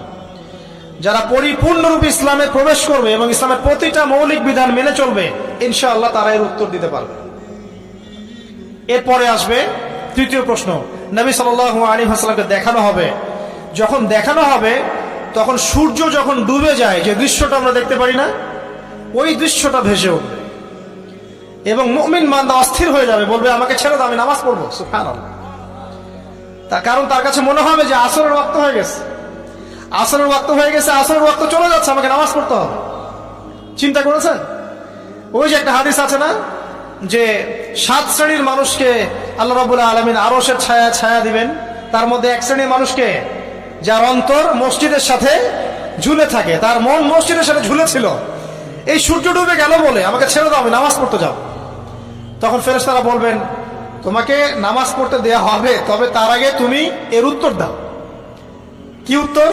এই ব্যক্তির দিকে তাকাও। তখন নবী সাল্লাল্লাহু আলাইহি ওয়াসাল্লামকে দেখানো হবে, সাল্লাল্লাহু আলাইহি ওয়াসাল্লাম দরুদ পড়বেন, বলা হবে যে এই ব্যক্তির সম্পর্কে তোমার কি ধারণা? মান হাযা রাজুলু বুইসা ফীকুম, এই ব্যক্তি কে, যাকে তোমাদের কাছে পাঠানো হয়েছিল? মুমিন ব্যক্তি নির্দ্বিধায় বলে দিবে যে তিনি হচ্ছেন আমার নবী মুহাম্মদুর রাসূলুল্লাহ সাল্লাল্লাহু আলাইহি ওয়াসাল্লাম। দেখুন, পৃথিবীতে যে বা যারাই নবী সাল্লাল্লাহু আলাইহি ওয়াসাল্লামের সুন্নতের উপর আমল করবে, ইনশাআল্লাহ সে তার উত্তর দিতে পারবে। দুনিয়াতে যারা নবীর সুন্নতের 5 পয়সা পরোয়া করছে না, তার আদর্শের 5 পয়সা দাম দিচ্ছে না, তারা কোশ্চিন কালে উত্তর দিতে পারবে। নাম হতে পারে আব্দুর রহমান, আব্দুর রহিম, নবীর সুন্নতের ধার ধারে না, তারা উত্তর দিতে পারবে না। তো নবীর সুন্নতের গুরুত্ব কত গভীর, এটা আমাদেরকে এখান থেকে বুঝতে হবে। তাই প্রিয় যুবক ভাইয়েরা, মুসলিম ভাইয়েরা, আমাদের জীবনটাকে নবীর আদর্শ এবং সুন্নতে ঢেলে সাজাতে হবে। সকাল থেকে সন্ধ্যা পর্যন্ত প্রতিটা কাজ করবো কার তরিকায়? রাসূলের তরিকা। নামাজ পড়বো তার তরিকায়, রোজা, সিয়াম, হজ, যাকাত, আমল, মুআমালাত, আখলাক সব কার তরিকায়? নবী সাল্লাল্লাহু আলাইহি ওয়াসাল্লামের তরিকা অনুযায়ী ইনশাআল্লাহ। আল্লাহ পাক তৌফিক এনায়েত করুন, আমিন। এবার ফেরেশতা দুজন জিজ্ঞাসা করবেন অবাক হয়ে যে তুমি কিভাবে এটা জানলে, তুমি কিভাবে এই 3টা প্রশ্নের উত্তর দিতে পারলে? কারণ বেশিরভাগ মানুষ তো উত্তর দিতে পারবে না, বেশিরভাগ মানুষই এই উত্তর দিতে পারবে না। কারণ কিয়ামতের মাঠে 1999 জন মানুষ জাহান্নামে যাবে, নাউজুবিল্লাহ। তো এটা কঠিন পরীক্ষা। আল্লাহ রাসূল সাল্লাল্লাহু আলাইহি ওয়াসাল্লাম বলেছেন যে নিশ্চয়ই তোমাদেরকে এখানে পরীক্ষায় ফেলা হবে, আর তোমরা যদি এই পরীক্ষা জেনে তোমাদের মৃতদেরকে দাফন করা থেকে বিরত না থাকতে, তাহলে আমি তোমাদেরকে শুনিয়ে দিতাম কবরে কেমন পরীক্ষা হয়। মানে যদি আমরা শুনতে পারতাম যে কবরে কেমন পরীক্ষা হয়, আমরা ভয়ে আমাদের মৃতদেরকে দাফন পর্যন্ত করতাম না। এটা নবীজি বলছেন সাল্লাল্লাহু আলাইহি ওয়াসাল্লাম। তাকে জিজ্ঞাসা করা হবে যে তুমি কিভাবে জানলে এটা? বেশিরভাগ মানুষ তো পারে না উত্তর দিতে। তখন সেই ব্যক্তি বলে বসবে, সেই ব্যক্তি বলবে যে করাতু কিতাব আল্লাহ, আমি আল্লাহর কিতাব এই কোরআন পড়েছি। মুমিন বলবে আমি আল্লাহর কোরআন পড়েছি, ফাআমানতু বিহি, আমি এর উপর ঈমান এনেছিলাম, ওয়া সাদ্দাকতু, এবং সত্যায়ন করেছিলাম। সুবহানাল্লাহ। অতএব দুনিয়াতে যারা দ্বীনের জ্ঞান অর্জন করছে না, কোরআন পড়ছে না, হাদিস পড়ছে না, পড়াশোনার চেষ্টা করছে না, জানার চেষ্টা করছে না, কবরে পার পাওয়া ডিফিকাল্ট আছে। এটা একটা অন্যতম প্রশ্ন। আমরা কিন্তু মনে করি 3টা প্রশ্ন হচ্ছে, আসলে প্রশ্ন হচ্ছে কয়টা? 4টা। 3টার পরে আরো একটা এক্সট্রা। কিভাবে জানলে? তখন উত্তর দিচ্ছে, আমি আল্লাহর কিতাব পড়েছি, ঈমান এনেছি, সত্যায়ন করেছি। সুবহানাল্লাহ। নবী সাল্লাল্লাহু আলাইহি ওয়াসাল্লাম হাদিসের পরের অংশে বলছেন যে যখন কাফের বান্দাকে উঠানো হবে, তখন ডানেও কিছু নাই, বামেও কিছু নাই, সামনে পিছনে কিচ্ছু নাই। মাথার দিক থেকে ফেরেশতারা চলে আসবেন, উঠিয়ে বসানো হবে, প্রশ্ন করা হবে, কে তোমার রব? একটাই উত্তর, লা আদরি, আমি জানি না। নাউযুবিল্লাহ। কি তোমার দিন? লা আদরি, আমি জানি না। এই যে আল্লাহর তো খবর নাই, আল্লাহ পাকের বিধান মেনে চলার কোনো খবরই নাই, পরোয়াই নাই। সে জানবে কিভাবে ইসলাম কি জিনিস? সে জানবে কিভাবে আল্লাহ কি জিনিস? ও তো আল্লাহকে চিনেই না। দিব্যি বলে বেড়াচ্ছে মহাবিশ্ব সৃষ্টি হয়েছে বিগ ব্যাং থেকে, আল্লাহ বলে কেউ নাই। মানুষ সৃষ্টি হয়েছে বান্দর থেকে, নাউযুবিল্লাহ। ওই যে ডারউইনের মতবাদ, কি থিওরি অফ এভলিউশন নাকি? হ্যাঁ, তাই তো মনে হয়। অনেকদিন আগে পড়ছি ভাই, ভুলে গেছি। তো যাই হোক, মানুষ তো আল্লাহকে চিনছে না। এখনো মানুষ মনে করছে যে আল্লাহ বলতে কেউ নাই। এবং এই মুক্ত চিন্তার নামে, বাক স্বাধীনতার নামে নাস্তিকতার যে চর্চাটা বেড়েছে বাংলায়, এটা আশঙ্কাজনক। বড় বড় বিশ্ববিদ্যালয় থেকে পড়ে আসছে, অনেক সময় দেখলাম বড় বিশ্ববিদ্যালয়ের প্রফেসর, সে বলছে যে মহাবিশ্ব বিগ ব্যাং দিয়ে সৃষ্টি হয়েছে, সৃষ্টিকর্তা নাই এখানে কোনো। তো মুসলিম বিজ্ঞানীর একটা কথা বলতেন যে মানুষ বিজ্ঞান সম্পর্কে অল্প জানলে নাস্তিক হয়ে যায়, আর অনেক গভীর জ্ঞান অর্জন করলে আল্লাহর কাছে আত্মসমর্পণ করে। খেয়াল করে দেখবেন, ডক্টর, ইঞ্জিনিয়ার যারা বড় বড় লেভেলে চলে গেছেন, অনেক সিনিয়র, তারা কিন্তু বেশিরভাগ নামাজে দেখবেন, নামাজ পড়ে, দান সৎকার করে, সমাজ কল্যাণমূলক কাজ করে। তারা কিন্তু রোগীর সেবা করতে গেলেও বলে যে নামাজ পড়িয়েন, রোজা রাখিয়েন, তারা কিন্তু বলে। অনেক ডক্টর আমি দেখেছি এমন, যারা যত বেশি গবেষণা করে তারা তত বেশি আস্তিক হয়ে যায়। আর টুটাফাটা গবেষণা করলে নাস্তিক হয়ে যাবে। কত প্রশ্ন, ইসলামে এটা কেন, ওইটা কেন, ইসলামে বহুবিবাহ কেন, হ্যাঁ, ইসলামে কি পর্দার বিধান কেন, তারপর ইসলামে এত রেস্ট্রিকশনস, এত বাইন্ডিংস কেন, হ্যাঁ, স্বাধীনতা নাই কেন, কত প্রশ্ন। ইসলামের এগেইনস্টে কত তীর এখন ছোড়া হচ্ছে। তো এই ব্যক্তি কেমন করে উত্তর দিবে যে মাহদিনুক, তোমার দিন কি? আল্লাহর দিকে কত প্রশ্ন ছোড়া হচ্ছে, কত শিরকের পাপ আমরা করছি, অনেক সময় মুসলিম হয়েও শিরকের পাপ করছি। কিভাবে উত্তর দিবে? মান রব্বুক। 3 নাম্বার প্রশ্ন যখন করা হবে, এই ব্যক্তিকে দেখো দেখি, সে বলবে যে আমি জানি না এই ব্যক্তিকে, তবে শুনেছিলাম, মানুষের মুখে শুনেছিলাম, মানুষ যা বলতো আমি তাই বলতাম। মানে সে রাসূল সাল্লাল্লাহু আলাইহি ওয়াসাল্লামের নাম শুনেছিল হয়তোবা, কিন্তু তার সুন্নত বা আদর্শ কখনো মেনে চলে নাই, পারলো না। এবার জান্নাতি ব্যক্তি হলে কি হতো? ওই যে সূর্য ডুবছিল যেখানে, তার দৃষ্টির সীমা পর্যন্ত কবরকে প্রশস্ত করে দেয়া হতো, এবং জান্নাতের একটা দরজা তার কবরে খুলে দেয়া হতো। এটা কিভাবে করা হবে সেটা আল্লাহ পাক জানেন, এটার ব্যাখ্যা করার জ্ঞান আল্লাহ আমাদেরকে দেন নাই। যেই মানুষের ক্ষুদ্র জ্ঞানে মানুষ ব্যাকটেরিয়া, ভাইরাস নিয়ে গবেষণা করতে হিমশিম খেয়ে যায়, সে মহাবিশ্বের স্রষ্টা নিয়ে কিভাবে গবেষণা করবে? আল্লাহ পাকের অসীম জ্ঞানের সামনে আমার জ্ঞান কি? খুবই ক্ষুদ্র। একটা হাদিসে এসেছে বুখারী শরীফের মধ্যে, যে একটা মহাসমুদ্রের মধ্যে যদি একটা পাখি 1 ফোঁটা পানি উঠিয়ে নিয়ে যায়, ওই 1 ফোঁটা পানি হচ্ছে মহাবিশ্বের জ্ঞান, আর বাকি পুরো মহাসাগর হচ্ছে আল্লাহ পাকের জ্ঞান।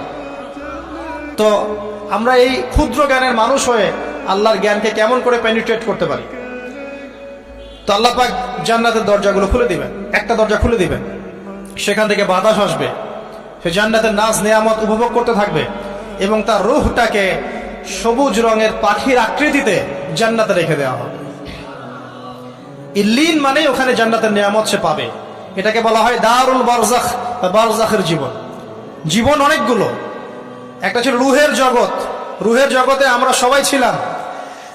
শোনেন, রুহের জগতে যার সাথে যার বন্ধুত্ব, ভালোবাসা গভীর ছিল, দুনিয়াতে তার সাথে তার ভালোবাসা বেশি। এটা হয়তো জানেন না, জানতেন হাদিসটা? রুহের জগতে যদি কখনো আপনার সাথে আমার দেখা হয়ে থাকে, দুনিয়াতে আপনার সাথে আমার দেখা হবে ইনশাআল্লাহ। রুহের জগতে যদি আপনার আমার মধ্যে ঘনিষ্ঠ ভালোবাসা থেকে থাকে, এখানেও ভালোবাসা হয়ে যাবে ইনশাআল্লাহ। এটা বলে আমি আবার তোমাদের বয়ফ্রেন্ড গার্লফ্রেন্ড ভালোবাসা বুঝাই নাই, ওই ভালোবাসার কথা বলি নাই। আবার রুহের জগতে বিদ্বেষ, এখানেও দেখবেন বিদ্বেষ। ওটা একটা জগৎ ছিল যেখানে আল্লাহ পাক সমস্ত আদম সন্তানকে সৃষ্টি করে তাদের রূহটাকে রেখেছিলেন এবং ওয়াদা নিয়েছেন। কি ওয়াদা? আল্লাহ পাক বলেছিলেন আলাস্তু বিরাব্বিকুম, সূরা আরাফের 182 নম্বর আয়াত পড়ে দেখবেন, 182 নম্বর আয়াত। আল্লাহ পাক বলেছিলেন যে আমি ওয়াদা নিয়েছিলাম, আলাস্তু বিরাব্বিকুম, আমি কি তোমাদের রব নই?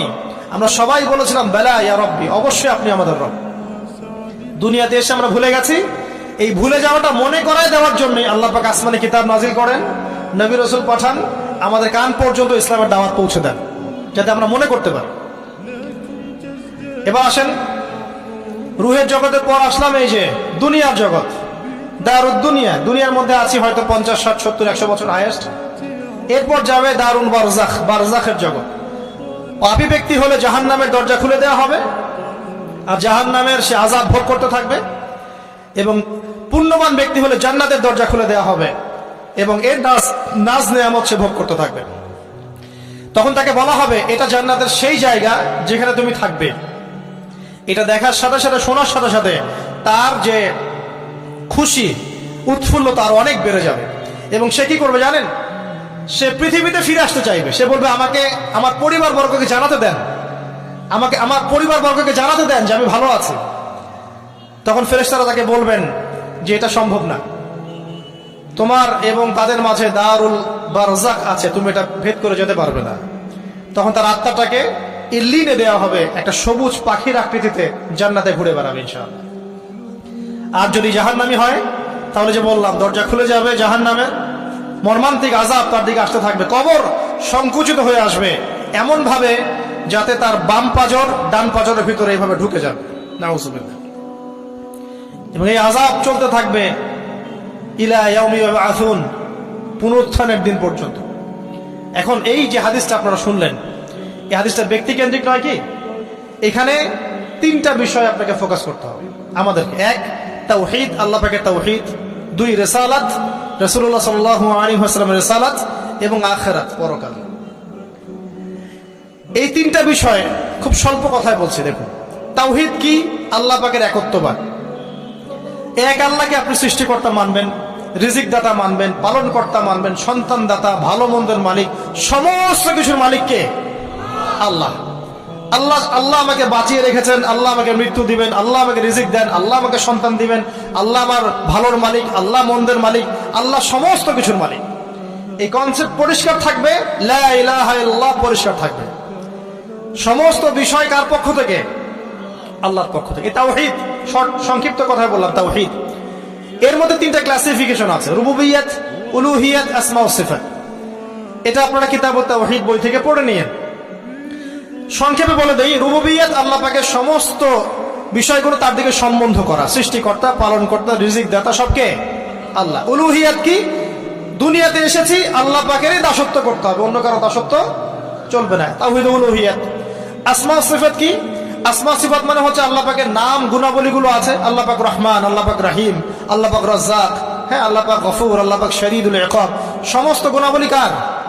আল্লাহ। এই হলো আসমা ও সিফাত। আল্লাহ পাক যেমন, আল্লাহ পাক তেমন, আল্লাহ পাক নিজের মতো, কারোর সাথে তুলনীয় নন। হুয়াল্লাহু আহাদ, একক। আল্লাহুস সামাদ, তিনি অমুখাপেক্ষী। লাম ইয়ালিদ ওয়া লাম ইউলাদ, তিনি জন্ম দেননি, জন্মিতও নন। ওয়া লাম ইয়াকুল লাহু কুফুয়ান আহাদ, তার সমতুল্য আর কিছুই নাই। আল্লাহ থেকে সবকিছু হয়, এটাই হলো তাওহীদ। এখন এর অপোজিশন কি? শিরক। তাওহীদের বিরুদ্ধে গেলে কি হয়ে যাবে? শিরক। কেউ যদি মনে করে যে আল্লাহ ছাড়া কেউ আমাকে জীবন দিতে পারে, আল্লাহ ছাড়া কেউ আমাকে মারতে পারে, আল্লাহ ছাড়া কেউ আমাকে রিজিক দিতে পারে, অথবা আল্লাহ ছাড়া কেউ সন্তান দিতে পারে, আল্লাহ ছাড়া অন্য কারো কাছে কেউ যদি দোয়া করে, আল্লাহ ছাড়া অন্য কারো জন্য নজর মানত করে, আল্লাহ ছাড়া অন্য কারো নামে কসম খায়, আল্লাহর হালালকে হারাম করে দেয়, আল্লাহর হারামকে হালাল করে নেয়, ঠিক আছে? আল্লাহ থেকে শুভ অশুভ আসে না, শুভ আল্লাহর পক্ষ থেকে আসে, অশুভ শয়তানের পক্ষ থেকে আসে, এমনও যদি কেউ মনে করে, শুভ অশুভ দুটোই আল্লাহর পক্ষ থেকে আসে, কিন্তু কেউ যদি মনে করে না শুভগুলো আল্লাহর পক্ষ থেকে, অশুভগুলো শয়তানের পক্ষ থেকে, এমনও যদি মনে করে, শিরক হয়ে যাবে। মুসলিমরা চলাফেরা, মুসলিমরা আল্লাহ ছাড়া অন্য কারোর কাছে চাচ্ছে, মুসলিমরা অনেকে কবরে সেজদা করছে, মুসলিমরা অনেকেই মৃত মানুষের কাছে দোয়া করছে, হাতে বালা পরে আছেন, খোলেন না। কেন খোলেন না? ভয়ে, যদি আপনার ক্ষতি হয়। শিরক। মুসলিমরা দেখবেন আগুনের সামনে মাথা নত করছে। মুসলিমরা এখন মেডিটেশন করে, ধ্যান করে। মুসলিমরা জিনকে তাবে করতেছে। অনেক সময় দেখা যায় মুসলিমরা জাদু করতেছে, জাদুবিদ্যা, কুফরি কালাম করছে না, করছে। সবই শিরক, সবই শিরক। মুসলিমরা দেখবেন আল্লাহর হালাল যেগুলো আছে এগুলোকে হারাম করে ফেলছে, আবার অনেক সময় আল্লাহর হারামগুলোকে হালাল করে নিচ্ছে। সুদ কি ভাই? এখানে ফরজ, হালাল করে নেওয়া হয়েছে। মদ কি? তোমাদের কাছে তো ওয়াজিব, না খাইলে ঘুম হয় না। তো এই যে আল্লাহ হারামগুলোকে কি করছি আমরা? হালাল করে ফেলছি, এটাও শিরক, কুফরি একটা। তো এক কথায় তাওহীদের উপর যারা থাকবে মান রব্বুক উত্তর দিতে পারবে ইনশাআল্লাহ। যারা শিরক করে ফেলবে ওই অবস্থায় মারা যাবে, মান রব্বুক উত্তর দিতে পারবে না। আমার কথা কি বোঝা যাচ্ছে? আমি সহজ করার চেষ্টা করছি কিন্তু হয়তো পারছি না, এটা আমার ব্যর্থতা। এক কথায় যদি আমরা কবরের প্রথম প্রশ্নের উত্তর দিতে চাই তাহলে আমাদেরকে অবশ্যই তাওহীদের উপর থাকতে হবে, শিরকে যাওয়া যাবে না। প্রিয় ভাইরা, শিরকের পাপ থেকে আজকে তওবা করে ফেলবেন। আল্লাহ জেনে না জেনে জীবনে যত শিরক করেছে আল্লাহ মাফ করে দাও, আমিন। এবং আগামী দিনগুলোতে শিরকের পাপে লিপ্ত হয় না। প্রিয় ভাইরা, যদি আপনার আমলনামায় আসমান জমিন সমানও পাপ থাকে, শিরকের পাপটুকু না থাকে, আল্লাহ পাক আপনার পুরো পাপ মাফ করতে পারবেন ইনশাআল্লাহ। আল্লাহ পাক বলেছেন মেরাজের রাতে নবী সাল্লাল্লাহু আলাইহি ওয়াসাল্লামকে আরশে আজিমের কাছে উঠিয়ে নিয়ে আল্লাহ পাক 3টা ওহী করেছেন। কয়টা ওহী? একটা ছিল 5 ওয়াক্ত নামাজ, ঠিক আছে। 2 নাম্বার হচ্ছে সূরা বাকারার শেষের 3টা আয়াত। 3 নাম্বার একটা ওয়াদা, একটা প্রতিশ্রুতি। সেটা কি? হে মুহাম্মদ সাল্লাল্লাহু আলাইহি ওয়াসাল্লাম, তোমার উম্মতের মধ্যে কেউ যদি আসমান জমিন সমান পাপ নিয়ে আমার সামনে হাজির হয় কিন্তু আমার সাথে কাউকে শরিক না করে, শিরক না করে, তাহলে আমি আল্লাহ তার সামনে আসমান জমিন সমান ক্ষমা নিয়ে হাজির হব, মানে মাফ করে দেওয়া হবে ইনশাআল্লাহ। অতএব শিরকের পাপে যায় না, ইনশাআল্লাহ জান্নাতে যাওয়া যাবে। যে ব্যক্তি মন থেকে একবার লা ইলাহা ইল্লাল্লাহ পড়েছে, সমস্ত বিষয় আল্লাহর দিকে সুপর্দ করে, তার অন্যান্য অনেক পাপ থাকতে পারে, আল্লাহ পাক চাইলে সব পাপ মাফ করতে পারবে। অতএব মান রব্বুক উত্তর দিতে চাইলে শিরকের পাপে যাওয়া যাবে, যাবে না। আধুনিক শিরকের মধ্যে সবচেয়ে ভয়ঙ্করটা হচ্ছে এটা যে আমরা আল্লাহর হালালকে হারাম করে নিচ্ছি, হারামকে আবার হালাল করে ফেলছি। এখানে যায় না। সবকিছু আল্লাহ থেকে আসে। দোয়া আল্লাহর জন্য করবেন, নামাজ আল্লাহর জন্য, সবকিছু ইবাদত আল্লাহর জন্য, দ্বীনি ইলম অর্জন আল্লাহর জন্য। প্রতিটা কাজের করার আগে নিয়ত ফিক্স করবেন, কেন করব? পরকালীন স্বার্থ থাকলে করব, না হলে করব না। কেন তুমি টিকটকে যাবা না? কারণ পরকালীন কোনো স্বার্থ নাই। কেন তুমি ফ্রি মিক্সিং অ্যাফেয়ার্সে যাবা না? কারণ পরকালীন কোনো স্বার্থ নাই। কেন মদ খাবা না? পরকালীন কোনো স্বার্থ নাই। কেন মিউজিকে যাচ্ছ না? কারণ পরকালীন কোনো স্বার্থ নাই। কেন তুমি এই যে সুদ খাবা না? কারণ পরকালীন কোনো স্বার্থ নাই। যে কাজে পরকালীন কোনো স্বার্থ নাই সে কাজে কোনো মুমিন মুসলিম নাই। কেন নামাজ পড়বো? কারণ পরকালীন স্বার্থ আছে। কেন রোজা রাখবো? পরকালীন স্বার্থ আছে। কেন আমি হালাল বিয়ে করব, হারাম জেনায় যাব না? পরকালের স্বার্থ আছে। কেন আমি যাকাত দিব, ব্যবসা করব, সুদ খাবো না? কারণ পরকালের স্বার্থ আছে। কেন ইসলামের দাওয়াত দিব? পরকালের স্বার্থ আছে। কেন হাদিস প্রচার করব? কারণ পরকালের স্বার্থ আছে। ইসলামের জন্য সবর করব কেন? পরকালের স্বার্থ আছে। পরকালের স্বার্থ যেখানে, মুসলিম সেখানে। পরকালের স্বার্থ নাই, আমরা নাই। প্রত্যেকটা কাজ করার আগে নিয়তটা ফিক্স করতে হবে, পরকালের কোনো স্বার্থ আছে? যদি বলে হ্যাঁ আছে, তাহলে করবে। স্বার্থ নাই, আমি নাই। কোন ফুজুল কি বাত বা ফাহেসা কোনো কাজ, এসব কাজে আমরা নাই, বিকজ এগুলোতে কোনো পরকালীন স্বার্থ নাই। ব্যাস, আমাদের জীবনের প্রতিটা মোমেন্ট, প্রতিটা সেকেন্ড আল্লাহর দেয়া দান। আমি নিজের ইচ্ছা মতো এটাকে অপব্যয় করতে পারি না। হ্যাঁ, আপনি মিউজিক শুনতে চান, আপনি সং পছন্দ করেন, আপনি নাশিদ শোনেন, ইসলামিক নাশিদ শোনেন, ওখানে আপনার ইমান একটু দীপ্ত হবে, পরকালীন স্বার্থ আছে। আপনি নিজের যৌন চাহিদাকে দমন করতে পারছেন না, হালালভাবে বিয়ে করে নেন। বিয়ে করার পর আপনি যত ইচ্ছা স্ত্রীকে মহব্বত করেন, প্রত্যেকটা মহব্বতে নেকি পাবেন। এমনকি স্ত্রীর দিকে নেক নজরে তাকাবেন, তাতেও নাকি। তার মুখে খাবার তুলে দেবেন, তাতেও নাকি। তার হাত ধরে হাঁটবেন, তাতেও নাকি। তাকে নিয়ে রাতে চাঁদ দেখবেন, তাতেও নাকি। আপনি আপনার নিয়তটাকে চেঞ্জ করেন, কাজের ডাইরেকশন চেঞ্জ করেন। পরকালের স্বার্থ থাকলে করবো, না হলে করবো না। আপনি পছন্দ করেন ঘুরে বেড়াতে, আল্লাহর দিনের দায়ী হয়ে ঘুরে বেড়ান না, সমস্যা কি? আল্লাহর জমিন ঘুরে দেখেন, এইসব অবান্তর কাজে লিপ্ত না থেকে আল্লাহ পাকের নিদর্শনগুলো ঘুরে দেখেন, আপনার ইমান বাড়বে ইনশাআল্লাহ। আপনার সংস্কৃতি ভালো লাগে, ইসলামিক সংস্কৃতি মেনে চলেন। আপনি কবিতা লিখতে ভালোবাসেন, ইসলামিক কোন কবিতা লেখেন। আপনি উপন্যাস পড়তে ভালোবাসেন, ইসলামিক কোন উপন্যাস পড়েন। আমি বলছি না এগুলোর বাইরে কোনো পড়াশোনা করা যাবে না, এমনটা আমি কিন্তু বলছি না। আমি বলছি আপনি আপনার পুরো কাজটাকে আগে ফিক্স করবেন পরকালের কোনো স্বার্থ আছে কি নাই। যদি হ্যাঁ দেখা যায় হ্যাঁ পরকালের স্বার্থ ঠিক আছে, অবশ্যই করেন, কোনো সমস্যা নেই। আল্লাহ পাক বোঝার তৌফিক দান করুন। তো দেখুন প্রিয় ভাইরা, শিরকের পাপে যাওয়া যাবে না। এই শিরকের পাপ না থাকলে আমল নামায় ইনশাআল্লাহ আমরা জান্নাতে যাব এবং কবরের উত্তর দিতে পারবো ইনশাআল্লাহ। মান রব্বুক, উত্তর পাস ইনশাআল্লাহ। তারপরে কি মাদিনুক, এক কথায় ইসলামের অনেক বিধিবিধান আছে, নামাজ, কালিমা, সওম, যাকাত, হজ সব আছে। আমর বিল মারুফ, নাহি আনিল মুনকার, পিতামাতার খেদমত, প্রতিবেশীর অধিকার, স্ত্রীর অধিকার, তারপরে সন্তানদের অধিকার, যাকাত সবকিছু আছে। এখন যদি ইসলামের কিছু অংশকে মেনে নেন, কিছু অংশকে না মানেন, এটা কিন্তু কুফরি। ইসলামের কিছু অংশকে মানছেন, কিছু অংশকে মানছেন না, এটা কিন্তু কুফরি। ইসলামের পরিপূর্ণ বিধানটাকে যদি মেনে চলেন ইনশাআল্লাহু আযজা ওয়া জাল আপনি মাদিনুক উত্তর দিতে পারবেন। আপনি আমল করতে পারেন না পারেন, মনে করেন আপনি আমল করতে পারছেন না, কিন্তু আপনি আকীদা পোষণ করছেন যে হ্যাঁ ইসলামে যা আছে আমি সবকিছু মেনে চলি, কিন্তু হয়তো আমল করতে গিয়ে আমি পারছি না। আমি হয়তো নামাজ 5 ওয়াক্ত পড়তে হয়, আমি জানি, আমি মানি, কিন্তু আমার মাঝে মাঝে মিস হচ্ছে, মাঝে মাঝে আমি জামাত মিস করে ফেলছি। আপনি মানেন যে সওম রাখতে হয়, মাঝে মাঝে আপনার সওম মিস হয়ে যাচ্ছে, কিন্তু আপনি বিশ্বাস করেন যে হ্যাঁ আপনি সওম রাখতে হয়, আপনার আকীদা ঠিক আছে। আপনি যাকাত দেন নাই এতদিন, কিন্তু আকীদা রাখেন হ্যাঁ দিতে হয়, আমি সুযোগ পেলে দিয়ে দিব। এই যে কনসেপ্টটা ক্লিয়ার রাখা যায় না, ইসলামের বিধানগুলো প্রতিটা আমি মানি মন থেকে, হয়তো আমল করতে গিয়ে আমি পেরে উঠতেছি না বা হয়ে উঠছে না। ইনশাআল্লাহ একদিন না একদিন আল্লাহ পাক আপনাকে তৌফিক দিবে ইনশাআল্লাহ, আল্লাহ পাক তৌফিক দান করুক। কিন্তু কনসেপ্ট যদি ক্লিয়ার না থাকে যে আমি কিছু অংশ মানি কিছু অংশ মানি না, এটা ইসলাম হলো না। উদখুলু ফিস সিলমি কাফা, পরিপূর্ণরূপে ইসলামে প্রবেশ করেন। দিনী বোন অনেকে আছে পর্দা হয়তো করতে পারছে না, কিন্তু মনে করে, বিশ্বাস করে যে হ্যাঁ পর্দা করতে হয়, এটা ফরজ।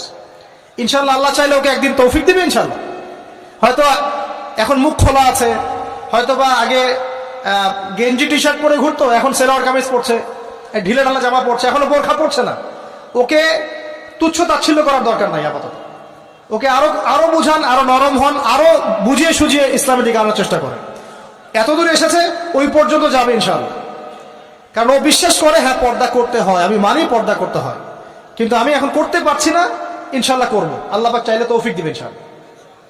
তো এই যে বিষয়টা, যে ইসলামকে মনে আগে ধারণ করা, যে না আমি মানি ইসলামের প্রত্যেকটা বিধান ঠিক আছে। চুরি করলে চোরের হাত কাটতে হয়, ইসলাম বলেছে। ডাকাতি করলে শাস্তি আছে। জেনা যদি কেউ করে 100 বেত্রাঘাত, মদ খাইলে 40টা বেত্রাঘাত, ব্যভিচার যদি করে কেউ, এই পরকীয়া করে বিবাহিত ব্যক্তি, রজম। এগুলো কেসাস, একজন হত্যা করলে তাকেও কেসাস করতে হয়। এই বিধানগুলো আছে। এখন আপনি বলতে পারেন আমি এই ওয়ার্ল্ডের প্রেক্ষাপটে এটাকে বাস্তবায়ন করতে পারছি না, কিন্তু আমি বিশ্বাস করি ইসলামে বিধানগুলো আছে, এটা আল্লাহর বিধান। ইনশাল্লাহ আপনি মাফ পেয়ে যাবেন, ইনশাল্লাহ আল্লাহ চাইলে আপনি মাফও পেয়ে যাবেন।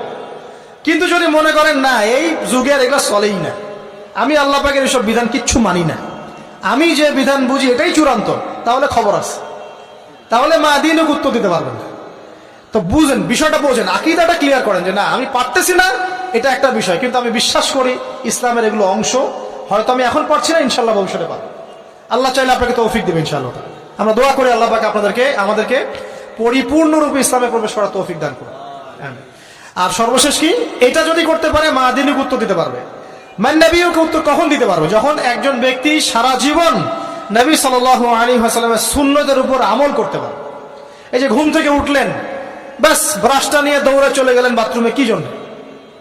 ঘুম থেকে উঠলেন, আগে চোখটা একটু ঘষতে হবে, মুখে হাত দিতে হবে, তারপরে আপনি দোয়া পড়বেন। কি দোয়া পড়বেন? আলহামদুলিল্লাহিল্লাযী আহইয়ানা বা'দা মা আমাতানা ওয়া ইলাইহিন নুশুর। তারপরে আপনি যাবেন বাথরুমে। দোয়াটা না পড়ে কেন গেলেন? ঘুমাচ্ছেন, ঘুমানোর আগে আপনি অবশ্যই বলবেন। ঘুমানোর আগে একদম একটা গান শুনে, একটা গার্লফ্রেন্ডের সাথে 10টা মিনিট কথা বলে হ্যাঁ জান রাখি, ব্যাস, তারপরে ঘুমিয়ে গেলেন। ঘুমটা আপনার জন্য ইবাদত হলো না? হারামে লিপ্ত হতেন না? আল্লাহুম্মা বিইসমিকা আমুতু ওয়া আহইয়া পড়তেন, সূরা মুলক পড়তেন, সূরা কাফিরুন পড়তেন, সূরা ফালাক নাস ইখলাস পড়তেন, ঘুমিয়ে যেতেন। পুরো ঘুমটাই ইবাদত, পুরো ঘুমটাই নাকি ঘুমিয়ে আছেন নাকি পাচ্ছেন? আপনি ইচ্ছাকৃতভাবে আপনার আমলটা নষ্ট করলেন। ইস্তেঞ্জা করতে গেছেন, ইস্তেঞ্জা করতে গিয়ে গান শুরু করে দিল বাথরুমে। বাথরুম সিঙ্গার আছে না কিছু, বাথরুমে গান গাওয়ার জায়গা নাকি? তো ওখানে গান শুরু করবেন। বাথরুমে গান গাবেন কেন? আপনি ঢোকার সময় বলবেন কি, বিসমিল্লাহ আল্লাহুম্মা ইন্নী আউযু বিকা মিনাল খুবসি ওয়াল খাবাইস। এরপর ইস্তেঞ্জা করবেন, তারপরে আপনি গুফরানাকা বলে বের হয়ে আসবেন। পুরো ইস্তেঞ্জার সময়টুকু নাকি? নামাজ পড়তে দাঁড়িয়েছেন, এখানে রিয়া কোনো লৌকিকতা থাকবে না, লোকজন আমাকে দেখছে আমি ভালো করে নামাজ পড়ি, এমন থাকবে না। নামাজে দাঁড়িয়েছেন আল্লাহর জন্য খালেস। এখন আল্লাহ আপনার মাঝখানে আর কেউ নাই, আল্লাহ আপনার মাঝখানে আর কেউ নাই।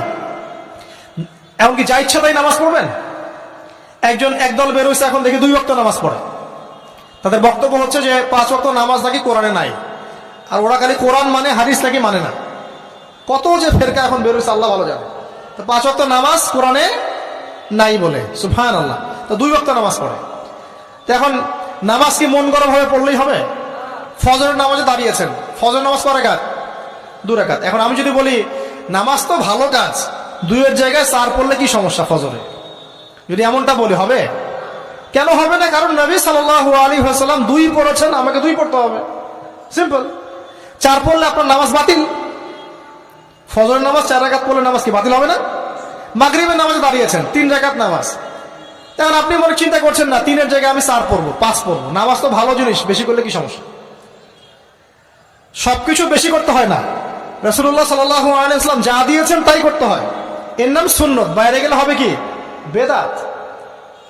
প্রত্যেকটা কাজ খেয়াল করতে হবে। তো প্রত্যেকটা আমল এভাবে। নামাজ, এই যে রোজা রাখবেন, রমজান মাসে রোজা রাখলে এটা ফরজ। আর আপনি চিন্তা করেন রোজা তো ভালো জিনিস, আমি রমজানও রাখবো, শাবান পুরো 2 মাসে রাখবো, হবে? দেখেন, নফল বিষয়টা আলাদা, আমি ফরজের কথা বলছি। কেউ যদি মনে করে ফরজ রোজা আমি 2 মাসে রাখবো, রমজানও রাখবো, শাবানও রাখবো, রোজা ভালো জিনিস করলে কি সমস্যা হবে? হবে না।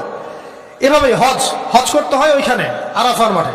আপনি মনে করেন কুড়িগ্রামে হজের একটা জায়গা বানাইলাম আমরা, মনে করেন কথার কথা, এমনও কিন্তু জায়গা আছে মানুষ অন্য জায়গায় হজ করে। কিন্তু আপনি ভাবছেন এমনি এমনি বলছি, এমন অনেক ফেরকা আছে মুসলিমদের মধ্যে, মুসলিম নামধারী, এগুলো মুসলিম না, হজেরও জায়গা বানাইছে আলাদা, ওখানে হজ করে, ওখানে তাওয়াফ করে।